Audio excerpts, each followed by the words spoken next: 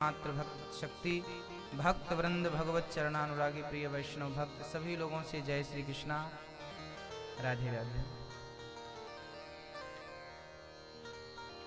यजमान बनकर परीक्षित बनकर के हमारे श्री राम खिलावन जी कथा को श्रवण कर रहे हैं। पूरा साहू परिवार, श्री विजयकांत साहू जी, हरिश्चंद्र भैया जी, रमाकांत साहू जी, प्रेमचंद्र जी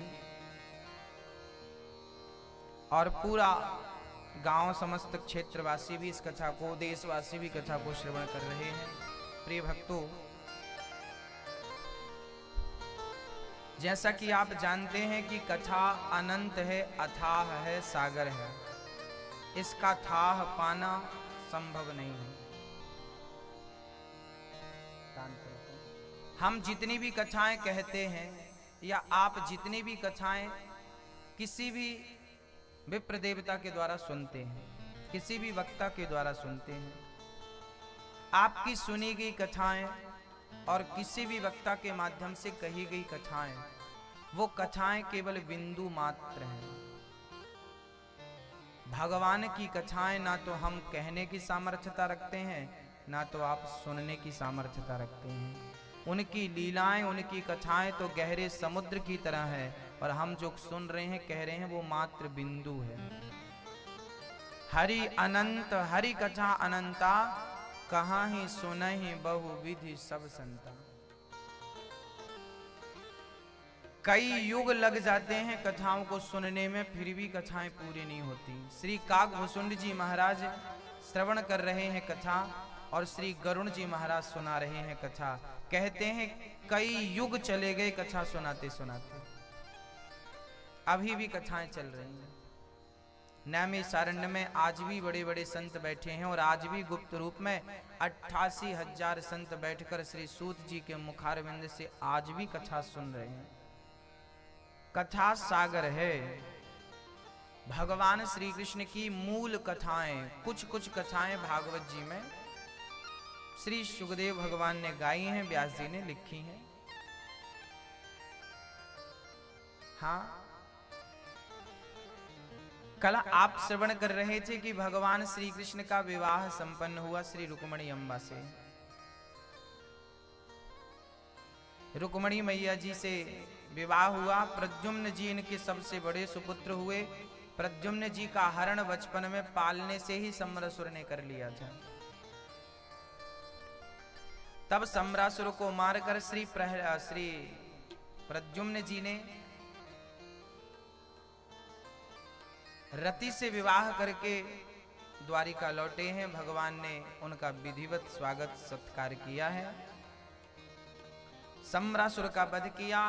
परीक्षित ने कहा कि गुरुदेव, हमने सुना है भगवान के बहुत विवाह भये हैं, आपने तो मात्र एक ही विवाह की कथा सुनाई, अन्य विवाहों की चर्चाएं सुनाइए। तब कहा कि सुनिए, भगवान के यूं तो अनेक उत्सव हैं, पर 16,108 विवाह भागवत जी में श्री भगवान जी के लिखे हैं। पहला विवाह भगवान का श्री रुक्मणी अम्बा से हुआ। दूसरा विवाह भगवान का हुआ है जामवंत की बेटी जाम्बवती से। यह दूसरा विवाह था भगवान का। बोले जामवंत जी तो त्रेता के थे। हाँ हाँ, ये वही जामवंत जी हैं। जब राम रावण का युद्ध पूरा हुआ तो जामवंत जी ने कहा कि प्रभु, आपने तो रावण को मारकर अपनी खुजली मिटा ली, मेघनाथ को मारकर श्री लक्ष्मण जी ने अपनी खुजली मिटा ली, पर मेरी बराबरी का तो कोई मिला ही नहीं ना कि मैं मार के अपनी इच्छाएं पूरी करूं। अच्छा, पहलवान को क्या लगता है कि कोई पहलवान मिले तो युद्ध हो। सत्संगी को क्या लगता है कि कोई मिले तो सत्संग हो। शराबी को क्या लगता है कि कोई मिले तो शराब पिए। गंजेड़ी को क्या लगता है कि कोई मिले तो गांजा पिए। मतलब जो जैसा है वो वैसा ही संगत ढूंढने का प्रयास करता है। जामवंत जी को कोई पहलवान मिला नहीं तो राम जी से हाथ जोड़ के कहने लगे, सरकार मैं आपसे ही युद्ध करना चाहता हूँ। राम जी बोले, भाई आप मुझे भगवान मानते हैं, मैं मर्यादा पुरुषोत्तम हूँ। यदि मैं आपसे युद्ध करूंगा तो मेरी मर्यादा भंग हो जाएगी, मैं आपसे युद्ध नहीं कर सकता। तो क्या मेरी इच्छा पूरी नहीं होगी भगवान? कहते हैं आपसे कोई बात कही जाए, कोई मांगा जाए कुछ, तो आप जरूर पूरा करते हैं। मैं आपसे युद्ध मांगता हूँ।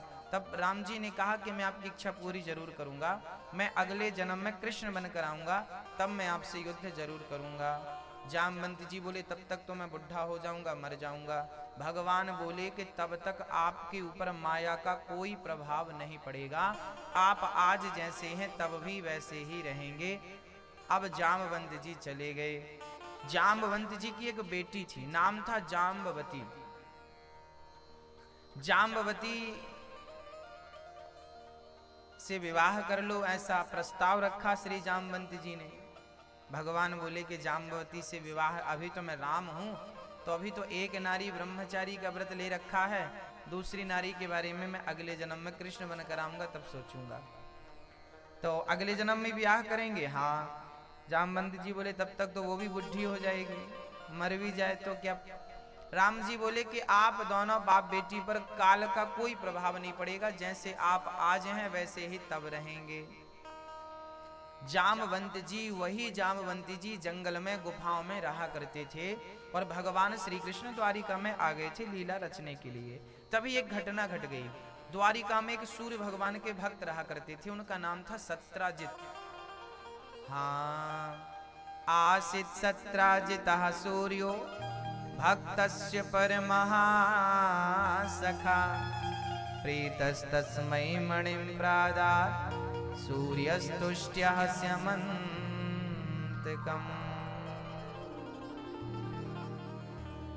हाँ, सूर्य भगवान के परम भक्त थे। एक सूर्य भगवान के भक्त रहा करते थे, उनका नाम था सत्राजित। सत्राजित जी ने कहा कि हे प्रभु, सूर्य भगवान एक दिन प्रकट हो गए, बेटा मैं आपकी सेवा तपस्या से बहुत खुश हूँ, वरदान मांग लो। सत्राजित जी ने कहा मेरे पास जरा पैसों की कमी है, पैसे मिल जाएं, काम धाम ठीक चलने लगे, बस यही तो चाहिए, है ना। हम लोग भी यही उल्टी सीधी चीजें भगवान से मांगते रहते हैं। सच्ची बात तो यह है कि हम लोगों को ना मांगना भी नहीं आया। मांगा कैसे जाता है, किससे क्या मांगना चाहिए, हम लोगों को अभी तक ये भी नहीं आया। सबसे पहले मैं निवेदन करूंगा कि मांगना सीखो। किससे क्या मांगना चाहिए? हाँ, क्या बात करनी चाहिए किससे? भगवान से कभी कुछ नहीं मांगना चाहिए। भगवान से कभी भी कुछ नहीं मांगना चाहिए, क्योंकि भगवान से यदि आप प्रेम करेंगे तो आपको कहना नहीं पड़ेगा कि भगवान हमें ये दे दो।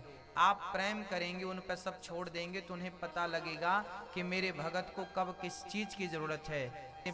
बच्चा बिना कहे, माँ बच्चा ये नहीं कहता कि माँ मुझे कपड़े पहना दो, माँ मुझे ठंडी लग रही है रजाई उड़ा दो। जैसे छोटा सा बच्चा ना ये कहता है कि दूध पिला दो, ना तो ये कहता है कि सर्दी लगी है गर्मी लग रही है। जैसे छोटा सा बालक बस पड़ा है, अपनी चिंता छोड़कर पड़ा है, जब कुछ भी होता है तो उसकी माँ समझ लेती है कि मेरे पुत्र को कब किसी चीज की जरूरत है।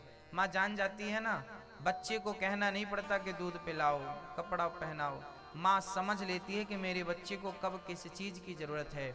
ऐसे ही सच्चा प्रेम जब भगवान से होगा ना तो कहना कुछ नहीं पड़ेगा, भगवान सब समझ लेंगे कि मेरे भगत को कब किस चीज की जरूरत है, वो उस चीज को प्रदान कर देंगे उस वक्त में, उस सही वक्त में। धन की जरूरत होगी, धन उपलब्ध होगा, परिवार की जरूरत होगी, परिवार उपलब्ध होगा। मतलब जो आपको चाहिए सब कुछ मिलेगा, कहना नहीं पड़ेगा। सच्चे प्रेमी को कहना नहीं पड़ता। भगवान जानते हैं ना हमें करना क्या है, हमें केवल इतना करना है कि अब सौंप दिया इस जीवन का सब भार तुम्हारे हाथों में है, जीत तुम्हारे हाथों में। और हार तुम्हारे हाथों में, है ना। अब सौंप दिया इस जीवन का सब भार तुम्हारे हाथों में।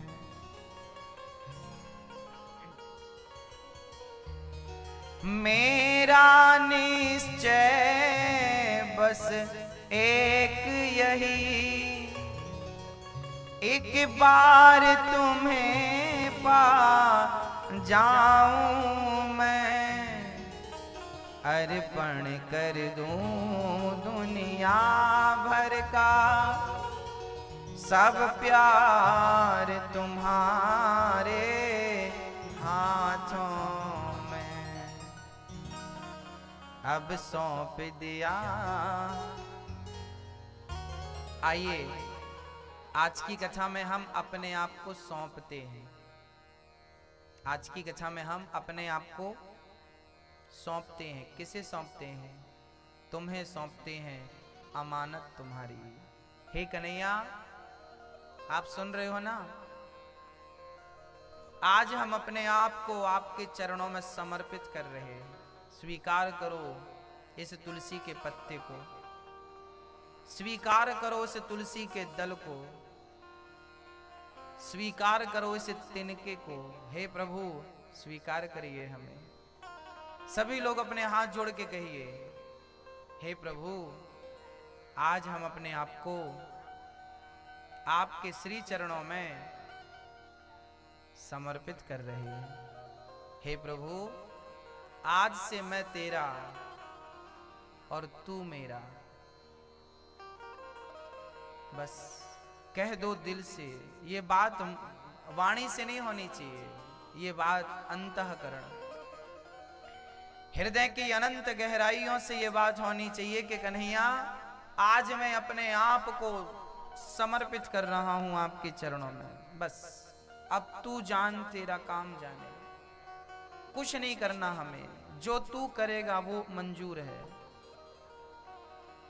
महलों में रखेगा तो महलों में रहूंगा, झोपड़ी में रखेगा तो झोपड़ी में रहूंगा, बासी रोटी खिलाएगा तो बासी रोटी खाऊंगा, 56 भोग खिलाएगा तो 56 भोग खाऊंगा। जाही विधि रखे राम, ताही विधि रहिए बस। जैसे रखे राम जी रहना चाहिए, और सीताराम सीताराम कहना चाहिए। जैसे रखे राम जी, बोलो, कि जैसे रखे राम जी रहना चाहिए, और सीताराम सीताराम कहना चाहिए। जैसे तुम रखो प्रभु, बस हमारी कोई मर्जी नहीं, हमारी कोई इच्छाएं नहीं, कि जिंदगी की डोर सौंप हाथ दीनानाथ के। जिंदगी की डोर जो है किसको देना है? दीनानाथ, मेरे राम को, मेरे श्याम सुंदर को। कि जिंदगी की डोर सौंप हाथ दीनानाथ के, महलों में राखे चाहे झोपड़ी में वास दे। हमें क्या करना है? धन्यवाद।